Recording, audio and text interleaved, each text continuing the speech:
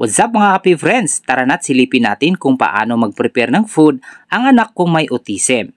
So isa sa mga aktibidad nila para sa kanilang pang-araw-araw na pamumuhay ay ang regular na paghahanda ng pagkain kabilang ang almusal, tanghalian o hapunan. Of course, isalin na rin natin ang napaka-importanting pangangalaga sa sarili, gaya ng pagliligo, pagbibihis, paglilinis ng ngipin, pag-aayos ng buhok at pagputol ng kanilang mga kuko, matulog o toilet training. So, lahat ng yan ay dapat nilang malaman paunti-unti upang hindi sila ma-pressure dahil napakaikli lang po na pasensya ng mga batang yan or mayroon silang tinatawag na short attention span or deficit. Hirap sila mag-focus sa isang bagay o sa isang task. Kaya habang maganda pa ang mood nila, turuan sila sa mga bagay na mas kawili-wili sa kanila.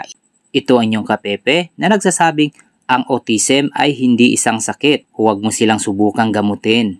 Bagkus, subukan mo silang intindihin. Follow nyo ko guys. See you on my next vlog. Bye-bye!